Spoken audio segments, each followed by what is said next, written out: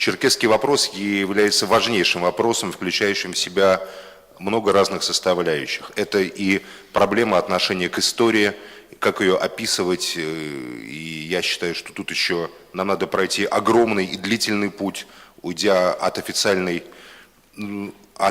трескотни барабанной военной имперского периода, скажем так, замалчивания советско-сталинского периода, к нормальному, вменяемому описанию боли, горечи, трагедии всех народов нашей страны. Мне кажется, что история, которую мы еще должны будем написать, должна органическим, таким творческим образом в себе иметь в виде составляющих практически историческое видение на какие-то острые проблемы наших народов. Без этого демократическое государство построить будет невозможно, только на одной исторической линии ничего не построишь, правды не найдешь, и все это будет постоянно создавать параллельные миры, параллельные реальности, в которых будут существовать интеллигенция национальная разных групп, этнических или культурных, в которых будут существовать разные регионы, и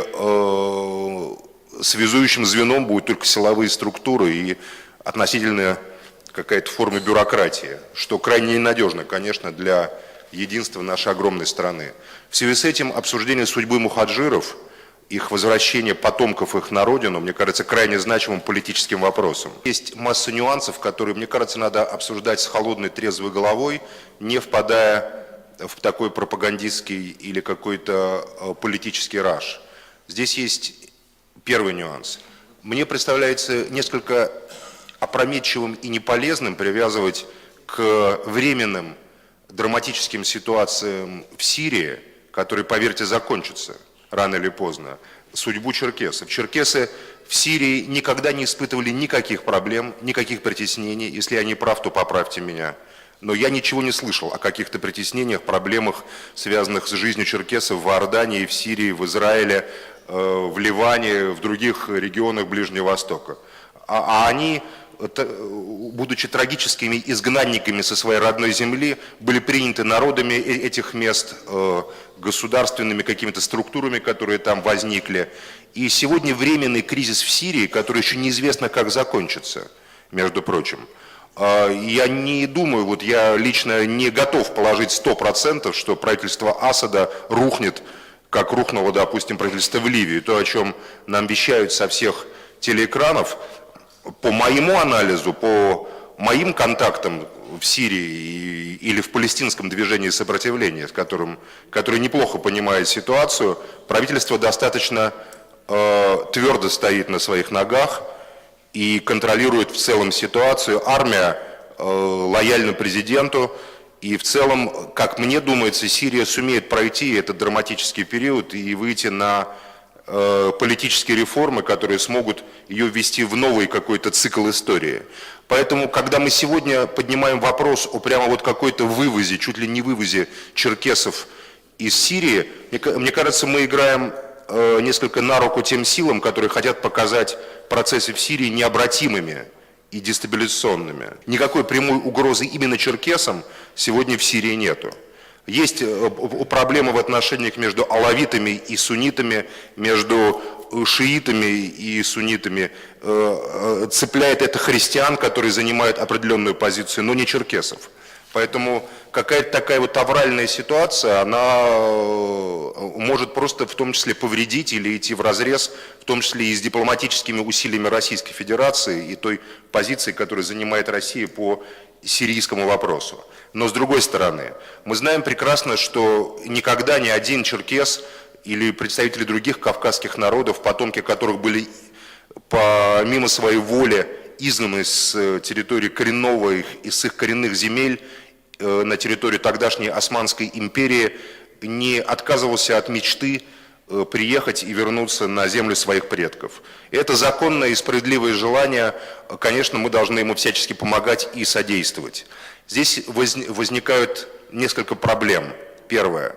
Мы должны понимать, что ситуация, в которой жили эти люди на территории Турции, Сирии, Иордании, Ирака, и Израиля, Ливана, Палестины, несколько отличается от культурных и политических реалий Российской Федерации, я так мягко скажу. Ну, простой пример. В этих странах для человека нет никакой проблемы построить мечеть, если он купил землю на законных основаниях.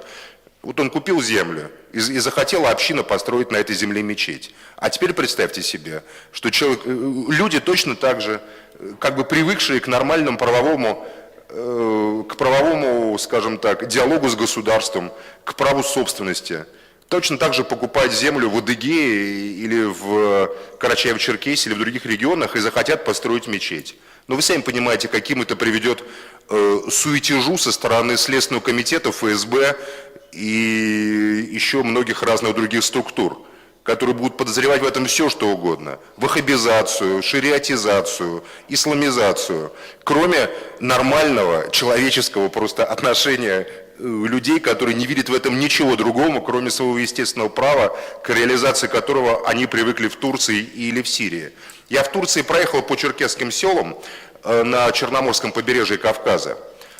И вот что меня поразило. Еще недавно, когда кемалисты плотно держали власть, конечно, ни о каких мечетях речи там и не шло. Но как только Эрдоган чуть-чуть разрешил как бы религию, мгновенно во всех этих селах первое, видно, везде стоят новые мечети. Ну, где-то 10-8-летней давности.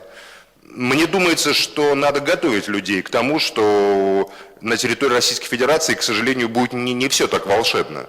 Здесь нет, безусловно, права земельной собственности. Здесь не используются те земельные и правовые отношения, которые обычны для Сирийской республики, для Турции или для других исламских стран Ближнего Востока. Мне кажется, что чтобы просто люди, которые сюда приедут, а я лично верю, что это случится, не окунулись сразу в ледяную прорубь некую или, наоборот, в кипяток, мне кажется, надо их готовить и местные власти готовить. В том числе, мне кажется, надо проводить какие-то консультационные меры, в том числе и с силовыми структурами, особенно с чуждыми регионам. А мы знаем по Кавказу, что гастролеры, приезжающие из разных регионов в России, зарабатывать звездочки и ордена на Кавказ, ничего зачастую не знают о традициях, нормах жизни и вероисповедания народов Кавказа, руководствуются достаточно абстрактными брошюрами, какими-то ведомственными, которые еще к тому же являются сверхсекретными, и мы не можем с ними ознакомиться. Поэтому здесь необходимо комплексное взаимодействие, в том числе и по этой достаточно важной теме. Второй момент, ну, это, конечно же, язык. Я считаю, что русский язык, его изучение является не каким-то, не знаю, там, дискриминационным правилом, а просто без этого этим людям будет очень тяжело. Они попадут совсем в другую культурную реальность. Я понимаю, что черкесские организации Северного Кавказа будут оказывать братскую помощь. Прекрасно. И люди будут чувствовать себя комфортно, но не всегда же так. Поехать на рынок, поехать, контакт с сотрудником ГАИ, сотрудником милиции, контакт с органами государства, контакт, в конце концов, с теми, кто будет с них снимать счета за электричество. Они хотят стать российскими гражданами, не абстрактной Российской Федерации, которая существует в Царстве Небесном, а которая существует здесь и сейчас на территории Краснодарского края, Республики Адыгея и так далее, и так далее, и так далее. И это важнейший момент. Русский язык, я просто просил бы, и готов всячески содействовать организации специальных курсов по изучению теми, кто хочет вернуться, русского языка. И это в их интересах, это в наших интересах. Мы ни в коем случае не должны допустить ситуации, при которой люди, пожив примерно год, скажут: вы знаете что, я, пожалуй, вернусь-ка отсюда обратно в Сирию. Пусть там стреляют, но там, по крайней мере, понятно, как с людьми дело иметь. Понимаете, с властями, с соседями, там, не знаю, с другими. Там нет национализма в Сирии, кстати, вот вы имеете в виду. Те, кто был в Сирии, там нет национализма, там есть различие религиозное по факту общин, что привычно, но там нет, вот там, не знаю, араб на черкеса криво не посмотрит, что он араб, а это черкес. Тут вот я знаю, вижу, сидят сирийцы, наши друзья, если я не прав, пусть меня поправят. Я не встречался просто с национализмом. Религиозная война, да, была. Допустим, гражданская война в Ливане шла по разделению религиозных общин. Но здесь, в России, национализм является фактором, новым достаточно, с которым эти люди столкнутся. Здесь будет, они с удивлением прочитают, овладев русским языком, дискуссию между так называемыми казачьими патриотическими организациями и черкесскими национальными организациями, которые, поверьте, для них будет вновь, а в некоторых своих аспектах тона, может быть, даже шокирующей. Поэтому психологическая работа, предподготовка, чтобы из этого проекта вышла польза, и для этих людей, в первую очередь, мы должны думать о них, и для нашей страны, чтобы это не обернулось другой своим концом, эта палка. Мне кажется, тут надо провести огромную работу. Мне кажется, надо создать просто какой-то единый комитет по помощи и поддержке переселения мухаджиров, потомков мухаджиров в Россию. Это, конечно, проект должен носить поддержку государственную, безусловно. Мне кажется, он может быть приурочен в том числе и к Сочинской Олимпиаде и может внести вполне понятный какой-то стабилизационный момент в проведении Сочинской Олимпиады, по крайней мере, позитивно, безусловно, сказался бы на имидже нашей страны. Итак, я резюмирую. Первое, я предостерегаю от привязки к текущим событиям в Сирии этого процесса. Второй момент – это культурные и обязательные курсы по подготовке правовой и культурной жизни в Российской Федерации, которые принципиально отличаются от жизни там. Принципиально отличаются. Третий момент – это изучение русского языка и поддержка в изучении русского языка тем, кто хочет переселиться. И надо мягко, но настойчиво сказать им все-таки, что овладение ими русским языком, по крайней мере, молодым поколением, не будем уж от стариков требовать совсем невозможного, это просто им же надо, для того, чтобы они влились и нашли здесь общее место. И четвертое – это создание общего комитета по возвращению потомков мухаджиров, по институциализации этой черкесской проблемы, его разрешения, который занимался бы этим вопросом